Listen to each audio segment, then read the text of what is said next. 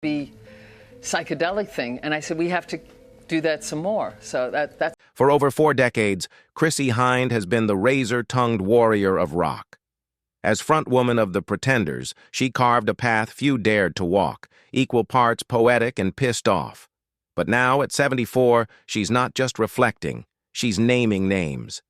In a career defined by resistance, rebellion, and raw honesty, Hynde has tangled with some of the most powerful names in music. Some called her difficult, others a genius. But to Chrissie, truth always came before friendship. These are the 6 musicians she never forgave, not because they lacked talent, but because they crossed a line she could never forget.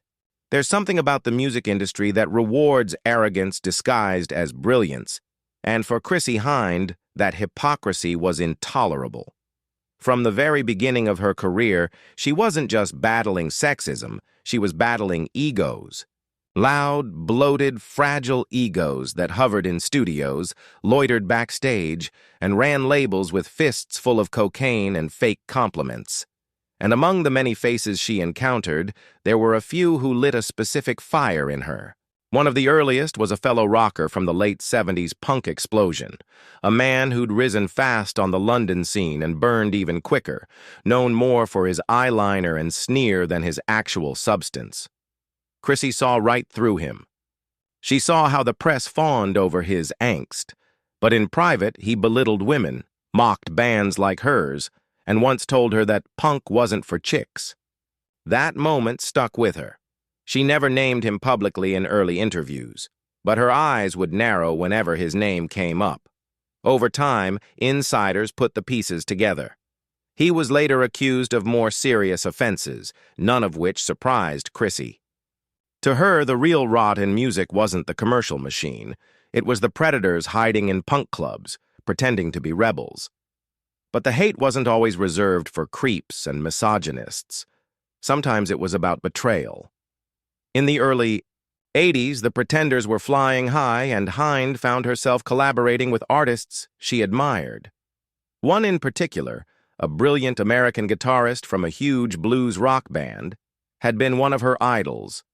They were brought together by a mutual producer, and Chrissie was excited, believing this could be a legendary collaboration.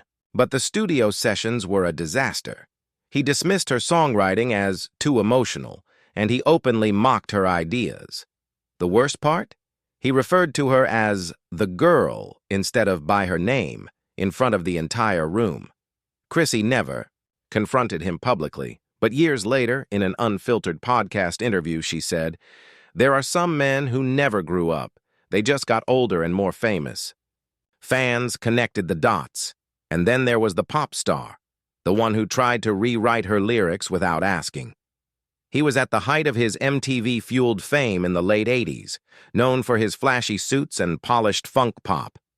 He invited Chrissie to co-write on a track, but when she got to the studio, her verses had been replaced with slick, meaningless fluff. When she asked why, he laughed and said, "We needed something more commercial." Chrissie walked out and never returned.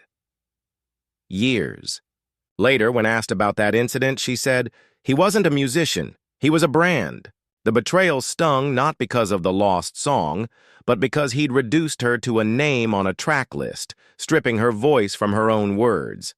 These were the kinds of men Chrissie couldn't forgive, not because they were successful, but because they used their power to dismiss, diminish, and rewrite the truth.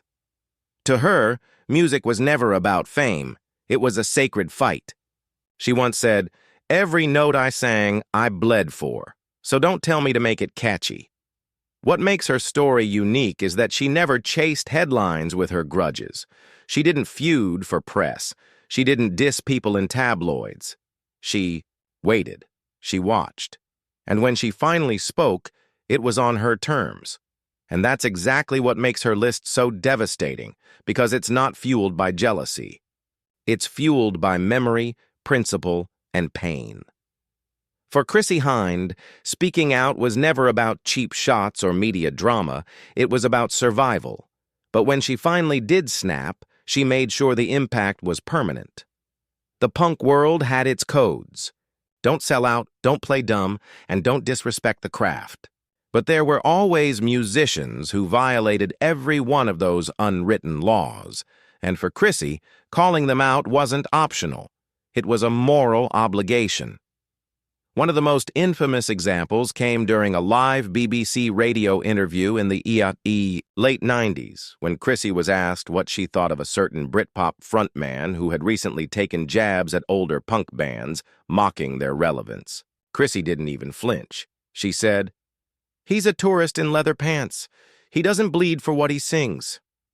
That moment exploded across the UK press, and though she didn't say his name directly, fans instantly knew she was talking about the outspoken lead singer of a wildly popular Manchester band. He responded days later in the press, saying Chrissie was jealous of youth. That was the last straw. In a magazine profile that followed, Chrissie tore him apart. She accused him of being a cultural fraud, a man who used rebellion like a costume and ditched it the second he got a record deal. It wasn't just personal. It was philosophical. She hated what he represented, a new wave of artists who pretended to be dangerous but were born in boardrooms. Her words were so cutting, so unfiltered, that they were pulled from the international editions of the article, reportedly due to legal pressure. Chrissie never retracted a syllable. She later doubled down, saying, "He doesn't even own a scar." Another deep feud, though more complex, was with a woman. A pop star who emerged in the early 2000s with a reputation for empowerment and edgy lyrics. She had publicly called Chrissie one of her idols. But when they finally met backstage at a major festival, Chrissie quickly realized the admiration was a facade. The younger star, now a global brand with fragrances and fashion deals, greeted Chrissie with what she later described as a pat on the head and a photo op. It was patronizing, sanitized, fake. Chrissie said she felt like a museum exhibit. That moment haunted her. She later told a French music journal, "Don't call me your inspiration if you're not willing to live the war I fought." And she meant it. She wasn't impressed by magazine covers or feminist slogans printed on t-shirts. She wanted authenticity, risk, and truth. Anything less was insulting. But perhaps the feud that hurt her the most came not from an outsider, but from someone she once considered a friend. A fellow punk singer from New York, one of the few people she believed understood her fire. They toured together, recorded demos in smoky rooms, and spent late nights dissecting Patti Smith albums. But years later, when this artist reinvented herself as a mainstream rock darling, Chrissie felt abandoned. Their politics softened, their lyrics grew safer, and worst of all, they began to dismiss the anger that had once united them. When a journalist asked Chrissie about this shift, she didn't hold back. "Some people trade their soul for applause," she said. "I'd rather play to 50 real people than 50,000 strangers I had to lie to." The betrayal stung, not because of fame, but because of erasure. Because her fight, her rage, her scars were being rewritten by someone who used to bleed beside her. Chrissie never named this friend directly, but the silence between them, the lack of joint interviews, the absence from tributes, they all told the story. And yet, even with all these grudges, Chrissie never lost sight of the music. She kept writing, recording, and performing like her life depended on it, because in many ways, it did. If you're captivated by Chrissie's raw truth, hit that like button, subscribe for more unscripted Hollywood stories, and drop a comment below. Have you ever lost respect for one of your music idols? Let's talk. In the end, her public feuds weren't about hatred for its own sake. They were a form of protest against sellouts, frauds, and people who mistook visibility for value. For Chrissie Hynde, hate was never passive. It was action, resistance, and honesty in a world that often rewards the opposite. As much as Chrissie Hynde's life has been defined by resilience, creativity, and survival, it's also been marred by a persistent pattern: men in the music industry trying to control her. Not through force alone, but through manipulation, backhanded compliments, and the deeply rooted belief that women, even rock stars, should know their place. Chrissie, raised on the fury of punk and sharpened by years on the road, never bowed to that mentality.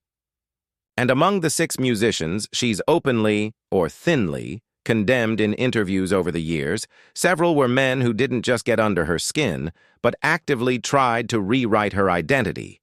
The most egregious? A high-profile frontman from a massively successful U.S. rock band of the early 1980s, a man known for his radio anthems, massive ego, and smug confidence. Chrissie met him during a recording session overseas. On paper, it was supposed to be a cross-genre experiment, her grit paired with his polish. But within hours, Chrissie realized what she was dealing with. He talked over her, explained her, owned lyrics back to her like she was a student, and tried to cut her vocals without her consent to tighten the track. It wasn't collaboration. It was colonization.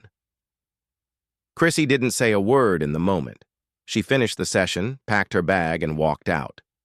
Years later, when asked if she'd ever work with him again, she laughed and said, "I'd rather duet with a power drill." Another thorn in her side came from a so-called folk rock purist, who, in the early 1990s, criticized Chrissie for using distortion and aggressive themes in her music, saying she wasn't doing women in music any favors. Chrissie, who had been fronting one of the most successful rock bands in the world while staying clean, managing grief, and writing her own damn songs, was furious. Not because she needed validation, but because he, like many others, framed her success as deviance. The idea that women had to sing softly, gently, and apologetically was an insult to her entire existence. She later said, "If I had sung about heartbreak with a whisper, maybe they'd have called me brave, but I screamed, I scratched, and that scared them." The criticism didn't break her. It fortified her. Her 1994 album, Last of the Independents, was drenched in that fury, track after track, aimed like a rifle at those who tried to sand down her edges. Even more personal was the betrayal she experienced from a guitarist she briefly dated, one who had performed with legendary acts and who seemed at first to understand the pressures of fame. But Chrissie learned quickly that admiration can turn to resentment when you don't shrink yourself for someone else's comfort. As her fame grew and his stalled, he began making snide comments about her wardrobe, her voice, even her politics. He'd suggest she was lucky, imply she was too pretty for punk, and worst of all, try to dictate how she performed live. "He once told me to smile more on stage," she later recalled. "I told him to go smile in traffic." The relationship ended explosively, and she never spoke his name again in public, but fans speculate he was the subject of at least one track on Viva el Amor. For Chrissie, hate wasn't about pettiness. It was about reclaiming agency in a world that constantly tried to strip it from her. And she didn't just write about it, she lived it, she sang it, she bled for it on stage every night. Each person on her mental blacklist wasn't there because they disagreed with her. They were there because they tried to silence her. And, in Chrissie's world, that was the one unforgivable sin. Every riff, every verse, every growl in her voice became a form of defiance, a refusal to be boxed, trimmed, or managed.